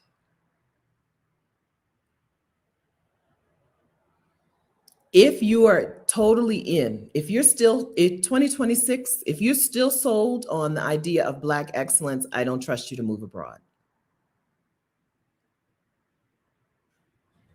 There was a time when Black excellence was it was an attempt to rise above racial discrimination. Nobody in 2026 truly believes that Black excellence today is a way to rise above racial discrimination. Because the most Black excellent of us still gets drawn as monkeys and published on the internet. There's nothing you can do to be seen as human to people who don't see you as human, to be seen as worthy to people who don't see you as worthy. And so, digging your heels in on Black excellence in 2026 is a choice when it wasn't a choice in the 80s and 90s. I don't think we didn't have a choice, right? But it's a choice in 2026. And if you've if Black excellence is where you're going to plant your flag, I don't trust you.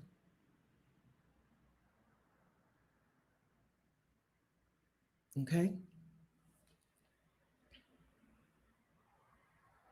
Because then what are you going to do to the people when you get where you're going? If your inherent belief is that you are not worthy unless you do XYZ, how are you going to treat people in the other places who don't do that? Who don't have the degrees or the home ownership or the whatever? Do you know how to treat them as equals, as humans? Probably not.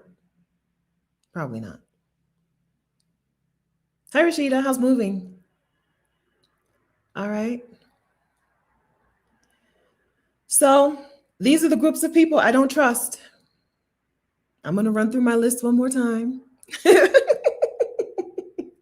Tori says Black excellence is a very narrow idea of achievement and success, that very narrow definition.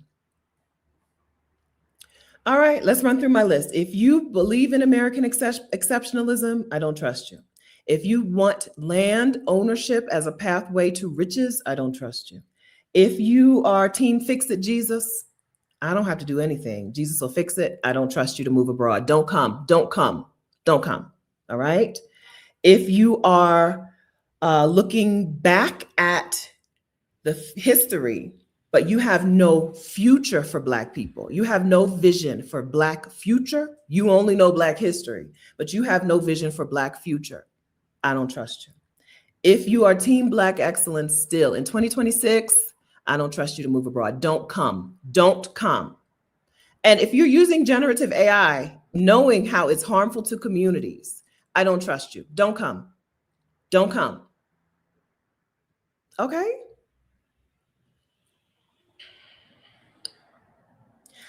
Listen, y'all don't like what I said. You don't have to like it, Les. I'm not here to convince. That's a misinterpretation of me. I'm not a person out in the world to convince people.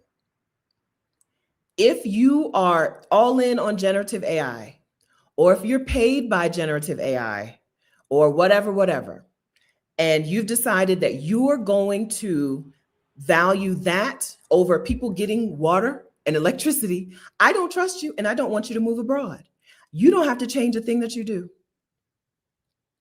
Understand, I'm not in the business of convincing people. I've never made a video to convince people. You can look back. I'll tell you, if you want to do this, here's how you do it. Here's who I see be successful. Here's who I see who don't make it. Except for the bugs. I think the only time I try to convince people is when people are like, but what kind of bugs do they have in Colombia?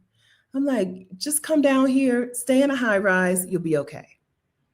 Other than that, I'm not in the business of convincing people. I can't want something for you that you don't want. Right? I can't convince you. I am the person who fully believes that there are people with souls and there are people with no souls. Okay? That should tell you I'm not in the business of convincing. I have something to say. I'm going to say it. You do what you want with it. Right? You don't have to do anything with it. You don't have to do anything with this conversation. Okay? I think that when you go out of the United States and you live in other places around the world, you see that these people are raised to be in community with one another. When you come to the United States, except for in Black communities, you see that those white people are raised to be the rugged individualist who takes advantage of other people for financial gain. Taking that mindset, it's all about me and what I do and financial gain over everything. And you try to take that into another country or another continent, it don't work. And that's why they don't want us. That's why they don't want us, because we don't want to unlearn the negative things of the white man. We don't want to unlearn the white man's ways. I called y'all fake Indians and nobody got mad. But as soon as I said, stop using Chat GPT to make cartoon pictures of yourself, just take a photo, everybody's mad at me. I called y'all fake Indians. Nobody got mad. But the second I say, and nobody needs to be stop sharing the Boule. When Boule comes around, I hope I don't see what I saw on Founders Day. Now everybody's mad. You're welcome to be upset. Let that stir something in you and think on it. And then you make your decisions for you. You have to live your life. Think when something steps on my feet. I tell this story all the time. When something steps on my toes, I think about, why did this make me mad? Years and years ago, when I was still wearing a relaxer, I saw a picture of Al Sharpton in a beauty shop getting a relaxer, and it pissed me off. It pissed me off. But don't you know, that was one of the dominoes that fell in my life that led to where I am today. In my head, I said, why would a man spend his time in a beauty shop all Saturday getting his head? He don't even have to do it. Who would do it if they didn't have to do it? I have to do it. And then I was like, well, why do I think I have to get a relaxer? Who said I had to? And what are my other choices? And dominoes fell for me, right? 10 years later, let's see, that was probably, when did we start going natural? When did we start going natural? I believe that was 2006. It was before, I worked at Barclays still. So around 2005, 2006. And a lot of things, one at a time. I was like, well, why do I still believe this then? If I believed I needed a relaxer, and it turns out I didn't need a relaxer. Even my scalp, y'all see my hair, right? For me, a relaxer was go in and they will burn the shit out of your scalp. And then it will take 3 to 4 weeks for all that scabbing to heal. And then you got 2 weeks of no scabs, but now your hair is grown in, start new growth, and you can't really comb your hair. And so, and now you go back in 6 weeks, on week 6, you go back and get another relaxer, start this cycle over and over and over again. And then one day I saw that picture of Al Sharpton that really made me so mad. And I was like, oh, well, why do I think I need this?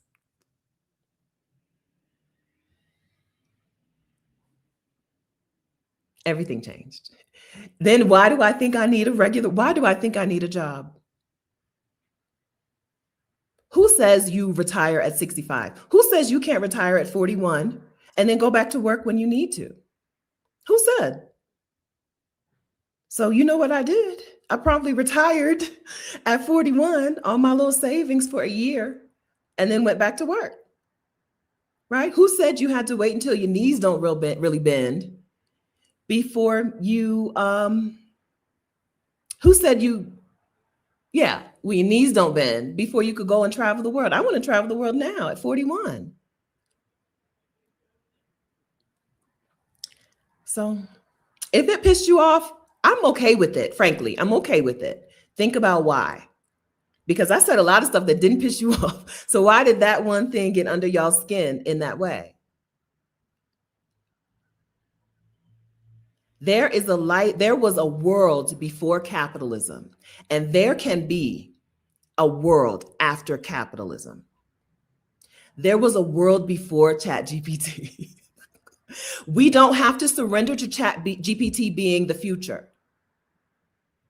Now, who's the pessimist? It doesn't have to be that. We don't have to just shrug our shoulders. That's fix it Jesus talk. I don't want to hear fix it Jesus. Jesus will fix it. We're the hands and feet of God. We're supposed to fix it. I think that applies to people not having access to water so that we can make cartoon images of ourselves. You don't have to agree with that, but I will. If you're upset with me, think about why. And then if you decide that you're going to come back to this YouTube channel, I'll see you again next Saturday. Okay. If you're that upset with me, examine it. I think that's a result of addiction. Just like I got upset about that relaxer. I'm telling you, that picture pissed me off. Why would he do that? Why would he? Well, did I have an addiction to getting my hair relaxed? Or or straight hair? I had an addiction to straight hair. You know what I don't do anymore? Y'all have never seen my hair straight. I have a blow dryer. I do own a blow dryer. It's still in the plastic. My mom, let's see, when I was in I was in the Caribbean and I accidentally ordered everything on my Amazon cart and my mom brought it to me because she didn't realize I had made a mistake. The Curacao. So I was in Curacao. I believe that was winter of 2021. I've had a blow dryer since winter of 2021. I took it out of the box so that I could pack it, but it's still in the plastic. Y'all have never seen my hair straight, right? You can change. You don't have to stay in the place that you're in. Okay? The potter wants to put you back together again. You don't have to stay where you are. Okay? Thank you very much for that super chat. Thank you. Andrietta, thank you. And thank you very much for the super chat, Cheryl Hackett. Oh, I can't get them both on the screen. Thank you. Cheryl, are you there? Let's see. Let's figure it out. Thank you, Cheryl. Thank you very much for the super chats. I'll do better with the sabbatical fund. I know I said that last year, but I mean it this year. Tampa's Creek, Homestead, and more. Hi, Stephanie. I'm rethinking my whole existence and purpose. Fear has been keeping me in a box, but you've truly been inspiring to me. Thank you. I'll be 50 in May. All right. Welcome to Team 50. And I have got to do something better. Fear has a purpose. Here's what helps me with fear. Fear has a purpose. And that purpose is to keep you where you are.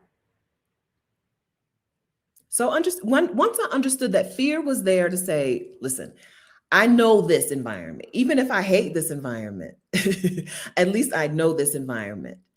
But if we go over there, I don't know. I don't know how it's going to be. So let's pump you with fear so you just stay where you are. Fear is designed to keep us where we are. Sometimes that's helpful, like crossing a busy street. Fear will keep you from jumping out. Fear will tell you, stop, look, make sure you don't get hit by a car, right? But if fear is March 2022, thank you. That's my mom. Good morning, Mom. Fear is designed to keep you where you are. But if you don't want to stay where you are, you're going to have to learn to move even while you feel the fear. If you want to stay where you are, let fear drive, because fear driving looks like this. If you don't want to stay where you are, fear has to come with you, but it can't drive. We talked to Kenya Ramsey December of 2020, and she's the person who explained this to me in such a clear way, right? Put fear in the passenger seat. Fear can't be in the driver's seat because fear drives like this. You put it in the passenger seat and you take it with you. Waiting until you don't feel fear doesn't work. That's not how we're designed. Our brains don't work like that. Fear doesn't just go away for nothing. You have to drive fear with you in the passenger seat. Some things that will help shrink fear and some things that won't help shrink fear. One of my favorite things to tell people, time does not shrink fear. Time does not shrink fear. So waiting doesn't help. You're just pumping all those fear, stress hormones into your body for nothing. Time does not shrink fear. Action, steps, right? Faith without works is dead. Steps will help shrink the fear. Won't erase the fear, cross it out, but it will shrink it. Taking some action. Action is called the antidote to fear. Action, not time. How did I do on this? Time does not shrink the fear, but action is an antidote. Or at least I don't know about antidote. I like it because I understand it, but antidote, it just helps you take action, will help you. Okay. It will help you. Yes. Hey, Donna. Hey, Coach Donna Marie. Yes. If you see a merch shop down here, that money does go into the sabbatical fund. So I just did a quick update, Donna. There's $7,285 in the Vicarian sabbatical fund. And all of the profits from that go into the sabbatical fund. Go right in there directly. Doesn't even pass through me. Fear rarely goes away until after you've done it, right? until after you've done it, and then fear gets replaced with confidence, but not before. Not before.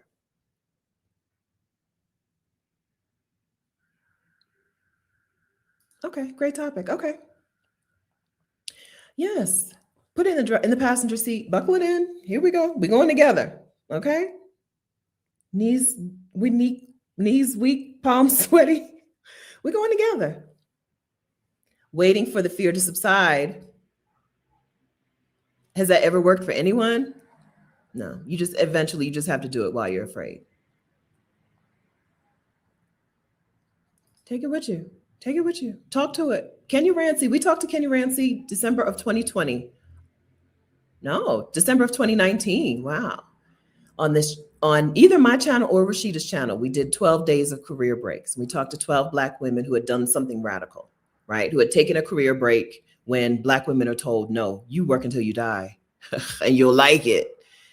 And that's what Kenya Rancy taught me in that conversation. I got the chance to meet her in person in Puerto Rico at the conference I went to, I guess 3 years ago now.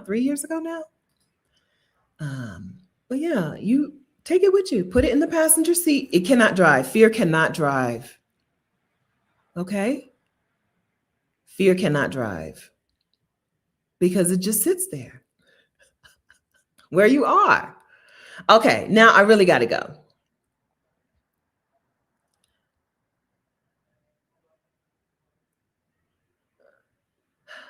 I'm just scrolling through the chat real quick.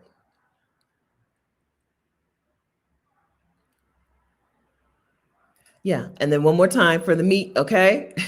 while you're one of the next dominoes, if your AI domino has fallen and you're like, oh yeah, this is contributing to problems. The meatless ladies want you to know you need to examine the meats next, okay? All right, I'm doing it. Thank you. All right. No, I didn't do any telling. I didn't tell anybody anything that they didn't need to know. Exodus Summit Ghana Meetup, June 2026, is scheduled for roughly June 21st through 30th of 2026. Ghana is expensive, okay, but this is rainy season, so it's a little less expensive. And my birthday is right after, and so I may be there until the 30th. I may be there until the 20-something. I'm going to Cote d'Ivoire after Ghana, Abidjan. So you can go ahead and get to planning. We'll tell you actual like neighborhoods or whatever soon. Like a neighborhood or something where we're going to stay. Once we get where we're going to stay, we'll tell you. If you're in the Exodus Summit community, we left Facebook. But if you're in that community, exodussummit.com/community, we'll put some info up. Francis made a channel for that Ghana meetup, but I believe it's empty. We'll put some info in there soon. If you're not yet there and you're a Black woman, you want to join us at exodussummit.com/community. Okay? exodussummit.com/community. Okay? Oh, there's some deets. Okay, yeah, that's it, Jenny. June 20th through 30th, roughly. Okay, don't be mad at me if I leave on the 29th. Okay, I got to figure out the flights. Flights to, even though Cote d'Ivoire and Ghana are not far apart, I got to figure out when I'm flying out. Yeah, and then I'm going to Cote d'Ivoire. If you're coming with me to Cote d'Ivoire, hey, Mimi, girl, Mimi, I've been trying to WhatsApp. I'm supposed to have been WhatsApping you for like 3 weeks. When I got back here to my home, don't you know, the security guards, 2 of the 3 were like, did Mimi come back with you? I'm like, are y'all not happy to see me? Did Mimi come back with you? So if you're going to Cote d'Ivoire after, we could do another lunch. We could do a lunch or something there. It's my birthday. I'm not going to be doing a whole lot. Every couple of days, I'm like, let me message Mimi. But then, once you pick up the phone, who knows what you're going to end up doing? You open up something and then you forget. Okay. Yeah. Cote d'Ivoire, I would say right now, the July 1st through 6th or something like that. 1st through 6th or 1st through 7th. Y'all are welcome to do that. Come there too. It looks like a nice place. So that's it. There's nothing else that I was not supposed to tell you or was supposed to tell you, I don't think. One more thing. It's February is Scouting Trip Month in the Exodus ASAP membership. I know I just told a bunch of y'all I don't think you should move abroad. but if you aren't going to listen to me and you're still going to move abroad, or if you're not one of those people on the list, or if you're really willing to work on some of those things, then join us in the Exodus ASAP membership at exodusasap.com if you want to get working on your peace out protocol. If you want to get your move abroad plan together and ready to activate and execute, join us in the Exodus ASAP membership, exodusasap.com. Okay? Okay. Anita Clark, I don't know what you're saying. I don't know what you're talking about. What's March's focus in the Exodus ASAP? Amina, are you here? I may know Erica in 2 seconds and I may not. Luxury bucket list is not having it. Okay. She's not having it. All right. Let's see.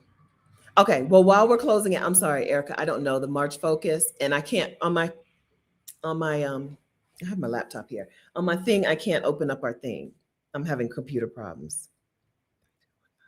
I think it may have been spring break. How to plan a spring break. No, that's scouting trips.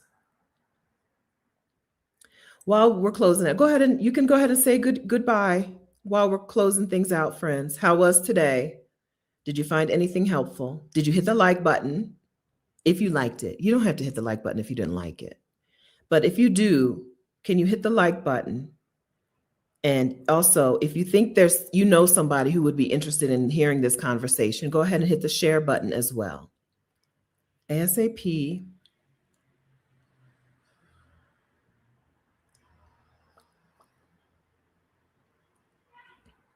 For some reason, I feel like, spring cleaning. Thank you, Rashida. Spring cleaning and decluttering is March. Decluttering is the biggest job for moves abroad. All right. So March will be focusing on spring cleaning, decluttering. What are we going to do with that stuff? One of the steps in the Peace Out protocol is making a plan for everything you have.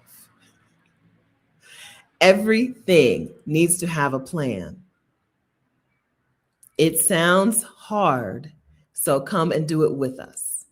Okay? exodusasap.com is where you join us. Okay, y'all say goodbyes. You say your goodbyes. I like to give you some time to say goodbyes. I like that. Okay. All right. I hope that you have a wonderful February. I hope that you celebrate Black History Month in some way. I listen, I'm a fan of Black History. I love it. Like I said, I don't get Pride. I don't get Mother's Day. It's Black History Month is all I got. So, I hope you do some Black History Month stuff. I don't know what I'm going to be able to do down here in Columbia, but I hope you do something. All right, it's your day. It's your month. Use your month. Okay, use it. I just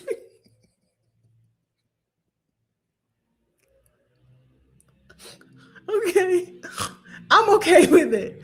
I'm okay with it. These are my thoughts that I've been thinking.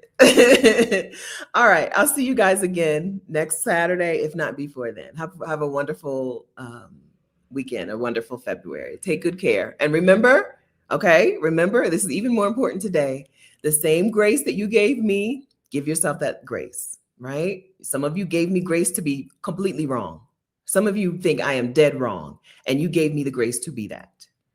So that should tell you you don't have to be perfect. I hope that sets you free. The same grace. Okay. Thanks. Bye.